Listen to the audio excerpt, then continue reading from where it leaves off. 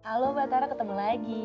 Iya harus dong, gimana kabarnya lagi? Sehat, jangan bosen-bosen ya kalau misalnya Enggak lah, aku seneng banget loh loh kamu mampir ke rumah. Iya, nah ini aku bawa teman aku juga nih hari ini. Halo. Yang mau curhat-curhat ya, sesama wanita dewasa gitu ya, supaya lebih ini juga nih teman aku Aku yang... panggilnya dengan siapa nih? Iya, aku dengan Paula. Dengan Paula, Ya, oke. Jadi Mbak Paula ini kelihatannya ya tadi pas aku lagi main, niatnya sih pengen main ya. Tapi ternyata Mbak Paula ini lagi stres banget, lagi frustasi gitu. Jadi banyak banget pekerjaan rumah yang cukup nggak ke-handle gitu ya. Jadi kayak bingung, terus apalagi Mbak Paula juga kerja ya kan. Ngurus rumah tangga iya, pekerjaan juga iya. Kebayang ya. Kebayang kan itu pusingnya kayak gimana. Nah Mbak Paula jadi agak bingung ya, mesti melakukan apa gitu keseharian di rumahnya. Nah kalau misalnya dari Mbak Tara ada insight apa nih ke Mbak Paula supaya bisa balance antara pekerjaan rumah, pekerjaan kantor, dan keluarganya juga. Oke, aku boleh dengar dulu kalau dari Paula gimana? Yang kamu rasain apa sih? Kalau dari aku sebenarnya ya Mbak, kayak aku tuh antara bingung membagi waktunya ya, karena antara kerjaan aku sama aktivitas aku di rumah yang sekarang kan kayak punya pekerjaan tambahan ya, untuk menyiapkan menu buka puasa, sahur, memastikan kalau suami dan anak-anak aku di rumah tuh bisa mendapatkan waktu yang cukup untuk ibadah kan. Dan ditambah lagi kayak aku harus punya kestabilan emosional nih, untuk aku punya waktu untuk aku me time, jadi lumayan berat untuk membagi itu semua sih. Bayang ya, karena yang dialamin Mbak Paula nih, ini relate deh ke semua para perempuan-perempuan dan para ibu-ibu di rumah gitu ya.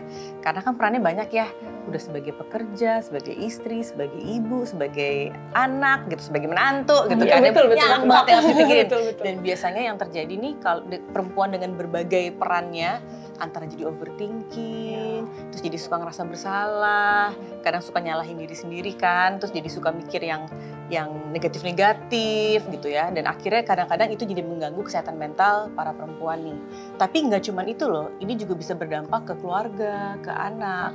Selain jadi punya rasa bersalah gitu ya, kadang para perempuan ini jadi suka sensitif, jadi suka marah kan, karena capek, jadi ntar kalau misalnya anak ada masalah dikit atau anak rewel dikit itu jadi bisa marah. Jadi tanpa disadarin udah itu berdampak ke diri kita sendiri tapi juga berdampak ke keluarga.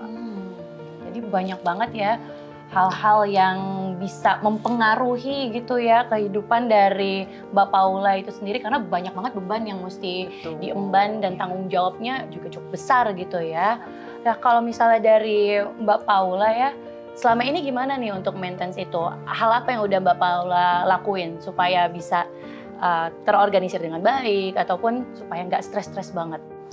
Kalau saya paling biasanya tuh dengan membuat jadwal harian yang rutin gitu ya.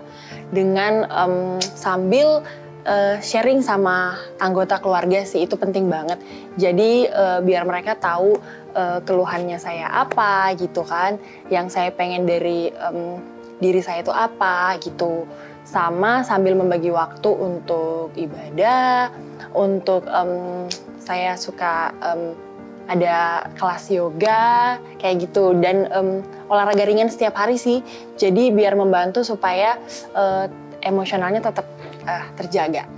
Jadi gitu. Jadi mungkin ada beberapa tips yang aku bisa share ya untuk para perempuan termasuk Mbak Paula nih. Pertama, tentukan prioritas, karena nggak mungkin semuanya harus kita lakukan dalam satu waktu. Tapi yang terpenting adalah untuk boleh kok mengizinkan diri kita menentukan mau ngelakuin apa saat ini. Ya, jadi kadang-kadang multitasking tuh malah bikin jadi pusing loh. Jadi sebisa mungkin izinkan diri untuk boleh memilih apa yang menjadi prioritas, itu yang pertama. Yang kedua, tadi bagus banget tuh yang Mbak Paula sudah lakukan, menciptakan rutinitas. Ya, jadi udah mulai punya jadwal, pagi harus ngapain, siang mau ngapain, kerjaan diurusinnya seperti apa, kalau sore mau ngapain gitu ya.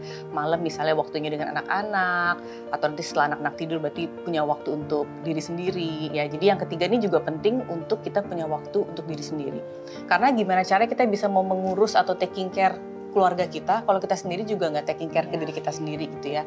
Jadi tetap luangkan waktu yang baik, yang berkualitas untuk diri sendiri. Mau ngelakuin hobi, aktivitas yang disukain, atau sekedar diem, relax dan beristirahat tanpa rasa bersalah, itu pun juga boleh banget. Jadi yang paling penting sebetulnya untuk para ibu-ibu nih, meluangkan waktu untuk diri sendiri itu bukan egois loh. Karena gimana pun juga nggak ada yang namanya superwoman ya. Kita bisa melakukan sesuai dengan batasan kita, tapi boleh meminta bantuan dan boleh mendelegasikan tugas dan boleh juga untuk kita curhat ke orang terdekat kita gitu ya, supaya kita juga bisa merilis mungkin beban-beban yang selama ini dirasakan.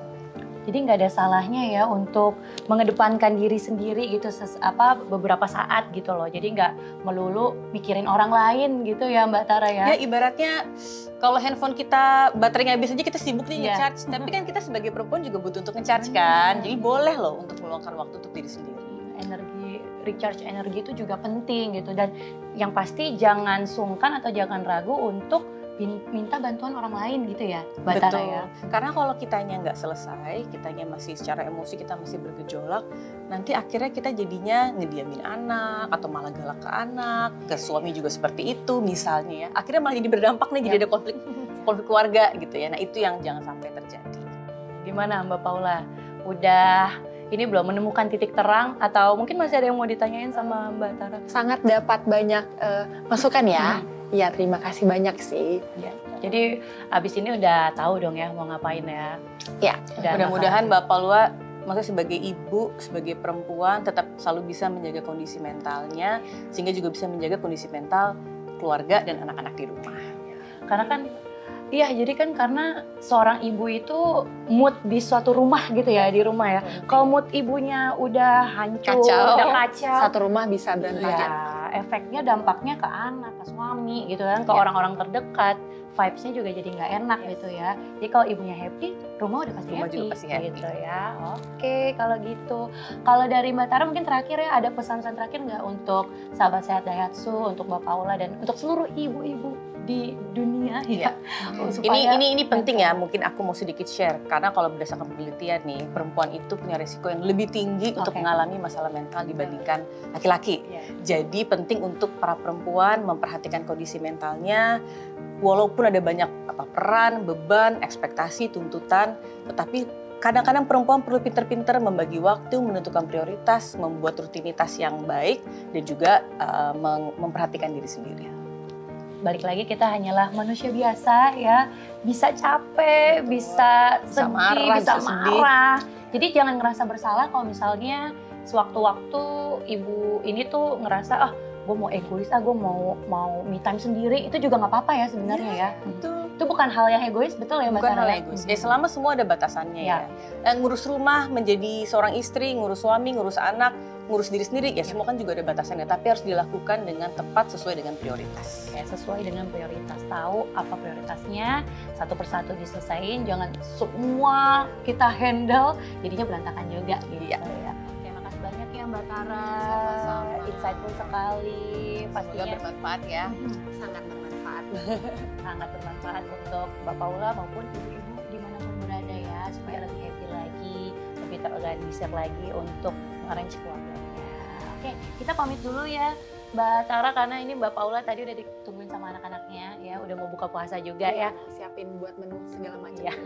Nanti kita nyari takjil dulu ya pas pulang ya. Oke, kalau gitu makasih banyak. Sampai ketemu lagi ya. Bye-bye.